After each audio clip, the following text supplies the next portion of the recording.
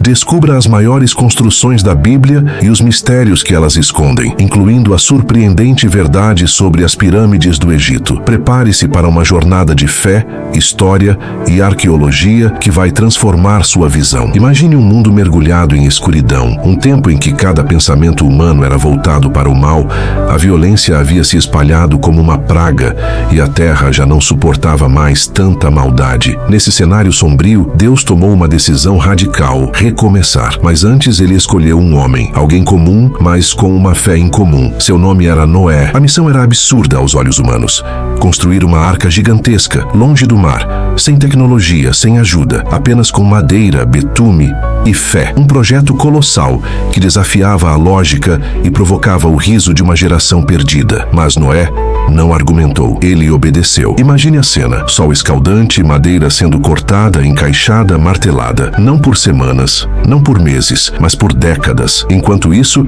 os vizinhos zombavam. Está construindo um barco no meio do nada? Você enlouqueceu, Noé. Mas ele continuava. Martelada por martelada, ele não estava apenas construindo uma arca. Estava moldando sua fé em cada tábua. A Bíblia descreve a arca com detalhes surpreendentes: 300 côvados de comprimento, cerca de 135 metros, 50 côvados de largura e 30 de altura. Isso a tornaria hoje comparável a um navio cargueiro moderno. 3 andares, centenas de compartimentos, revestida por dentro e por fora com betume para suportar a pressão das águas. Era uma obra-prima, feita à mão. Então, após anos de espera e obediência, o céu escureceu. Raios cortaram os céus. As fontes do abismo se romperam.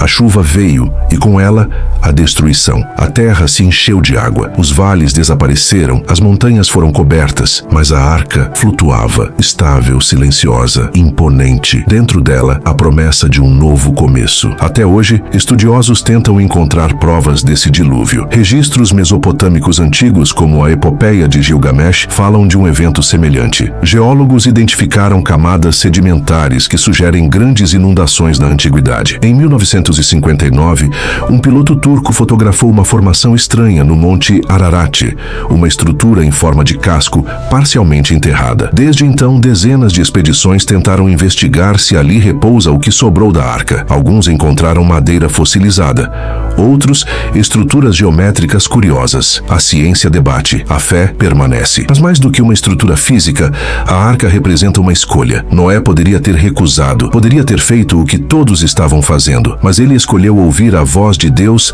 em um tempo em que ninguém mais escutava. Pense comigo: se Noé tivesse hesitado, toda a criação teria sido perdida. Um único ato de obediência salvou o mundo. Isso nos faz perguntar: o que você está construindo hoje? Está gastando seus anos para algo passageiro ou eterno? A arca não foi apenas um refúgio contra a água. Ela foi um símbolo, um sinal de que a obediência radical pode ser a única coisa entre você e a destruição. E às vezes, aquilo que parece loucura para o mundo é exatamente o que Deus escolheu para salvar sua vida. Agora imagine isso: você está diante de uma cidade fortificada.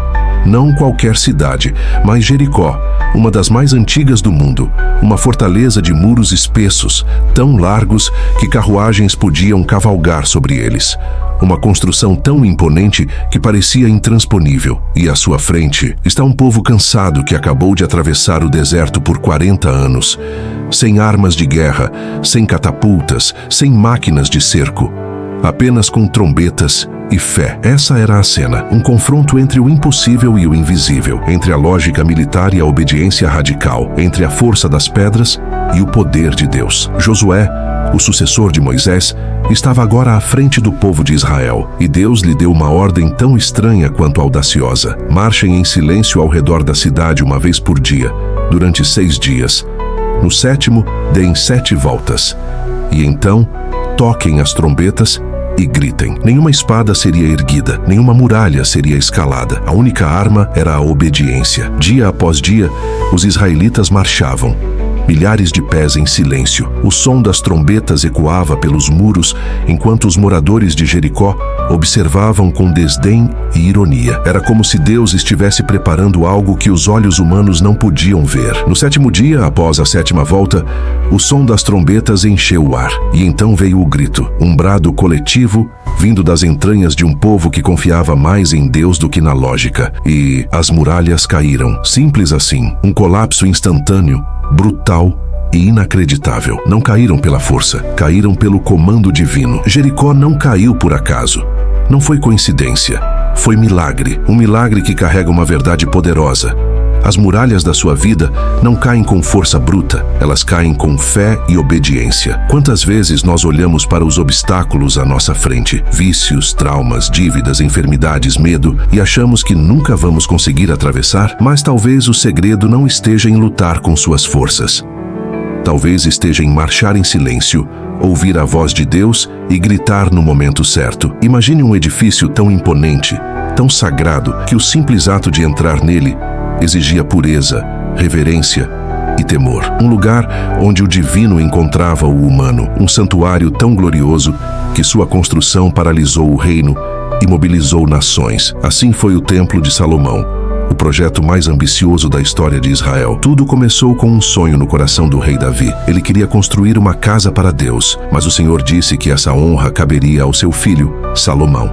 E assim, quando assumiu o trono, o jovem rei recebeu mais do que coroa e glória. Recebeu uma missão divina. O local escolhido não era qualquer pedaço de terra, era o Monte Moriá, o mesmo onde Abraão, séculos antes, esteve prestes a sacrificar seu filho Isaque. Um lugar sagrado, marcado por fé, obediência e promessa. A construção do templo foi um evento nacional. Pedras imensas eram talhadas longe dali para que o som de martelos não fosse ouvido no monte sagrado, como Deus havia ordenado. O silêncio da obra era por si só uma adoração. Milhares de homens trabalharam por 7 anos. O cedro do Líbano, madeira nobre e aromática, foi importado em grandes quantidades.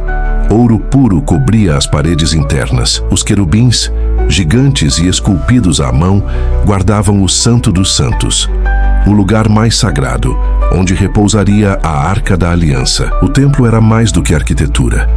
Era teologia esculpida em pedra e ouro. Era a representação visível de que Deus não era mais apenas uma presença distante nos céus. Ele agora habitava entre o seu povo. E então chegou o grande dia. Salomão, diante de toda a nação reunida, fez uma oração comovente.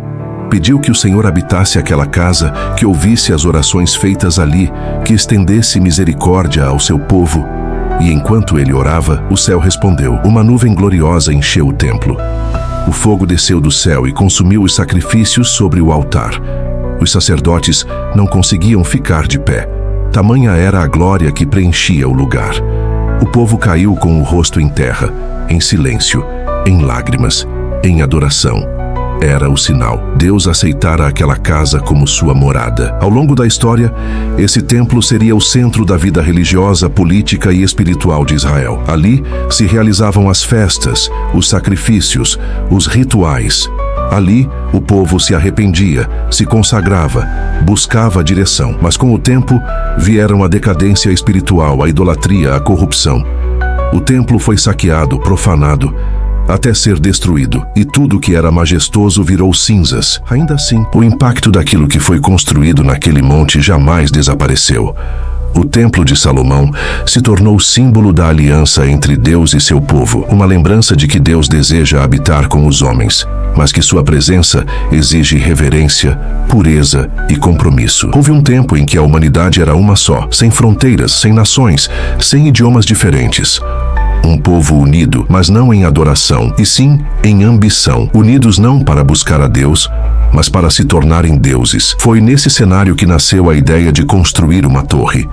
Não uma torre qualquer, mas uma que tocasse os céus. A Bíblia nos leva à planície de Sinar, onde os descendentes de Noé se estabeleceram após o dilúvio. Eles tinham tecnologia inovadora para a época, tijolos queimados em fornos, betume como argamassa. E com esses materiais, decidiram levantar um monumento à própria glória. Façamos para nós um nome, para que não sejamos espalhados pela face da terra. Gênesis 11:4. Não era só arquitetura, era orgulho, era rebelião camuflada em progresso. Eles queriam eternidade sem Deus, altura sem humildade, uma torre que fosse símbolo de sua própria grandeza. Mas o que começa com exaltação termina em ruína. Não era só arquitetura. Deus desceu para ver a construção dos homens. E ao contemplar aquele projeto ambicioso, ele não viu apenas tijolos. Ele viu o coração por trás da obra. Corações cheios de vaidade, autossuficiência e independência. Então, o Senhor interveio. Mas não com fogo, não com destruição, nem com pragas. Deus fez algo ainda mais impactante, confundiu as línguas. Imagine o caos, trabalhadores tentando se comunicar, mas ninguém mais entendia o que o outro dizia. Ordens mal interpretadas, projetos paralisados, desentendimentos constantes. De um dia para o outro, a obra parou. A torre ficou pela metade, e o povo que queria se unir contra Deus foi espalhado pela terra. Aquele lugar recebeu um novo nome, Babel, que significa confusão. Desde então, a humanidade nunca mais falou uma só língua, mas o problema não era o idioma. Era o coração. Babel não caiu porque era alta demais. Caiu porque nasceu da soberba. Agora imagine perder tudo. Ver sua cidade em chamas, seu templo reduzido a escombros, seu povo exilado em uma terra estrangeira. Foi isso que aconteceu com os judeus no ano 586 a.C., quando os babilônios invadiram Jerusalém. O templo de Salomão, antes coberto de ouro, foi saqueado, queimado, destruído. A presença de Deus que ali habitava parecia ter sido silenciada. Para muitos, aquilo foi o fim da fé. Mas Deus ainda tinha um plano. 70 anos depois, um novo rei surge, Ciro, o Grande, do Império Persa. E algo inesperado acontece. Esse rei, pagão, emite um decreto permitindo que os judeus retornem à sua terra. Mais que isso, ele ordena que o templo seja reconstruído e oferece recursos para a obra. Pense nesse momento. Um povo ferido, cansado, sem poder, voltando para casa com as mãos vazias e o coração cheio de saudade. Eles encontram ruínas, pedras queimadas, terra seca, mas mesmo assim decidem recomeçar. A reconstrução do templo não foi fácil. Faltavam recursos, havia oposição dos povos vizinhos, o desânimo era constante. E para piorar, quando a fundação ficou pronta, os anciãos, aqueles que ainda se lembravam da glória do templo de Salomão, choraram. Eles sabiam que aquele novo templo era menor, mais simples, sem a arca da aliança, sem os querubins de ouro, sem os milagres de fogo e nuvem. Mas então, Deus envia um profeta, seu nome, Ageu, e sua mensagem ecoa até hoje. A glória desta última casa será maior do que a da primeira. Ageu 2:9. Mas como? Como um templo mais pobre poderia carregar maior glória? A resposta estava no futuro, porque séculos depois aquele templo seria pisado por pés divinos, não por anjos, não por fogo celestial, mas por Jesus Cristo, o Filho de Deus. Foi no segundo templo que Jesus ensinou. Foi ali que curou, confrontou os religiosos, expulsou os mercadores e declarou: destruam este templo e eu o reconstruirei em 3 dias.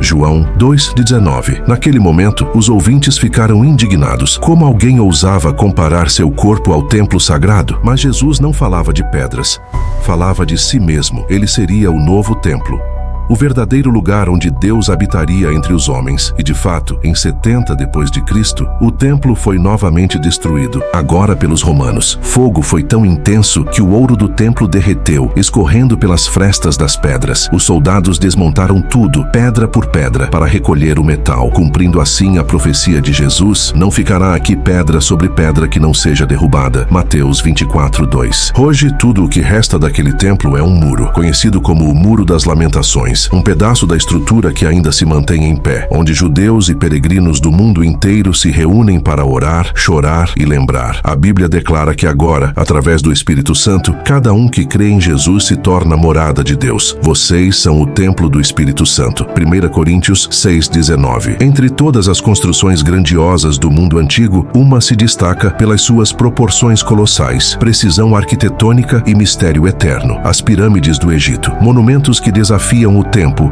guardando os segredos dos faraós por milênios. E talvez você esteja se perguntando: por que a Bíblia, que menciona o Egito tantas vezes, nunca fala das pirâmides? A resposta pode te surpreender. As pirâmides mais famosas, como as de Gizé, foram construídas por volta de 2.500 anos antes de Cristo. Ou seja, muito antes dos eventos bíblicos que envolvem o patriarca Abraão, a ida de José ao Egito, o cativeiro dos hebreus e o nascimento de Moisés. Na época em que os filhos de Israel chegaram ao Egito, essas estruturas já eram antigas e talvez até sagradas demais para serem profanadas com escravos.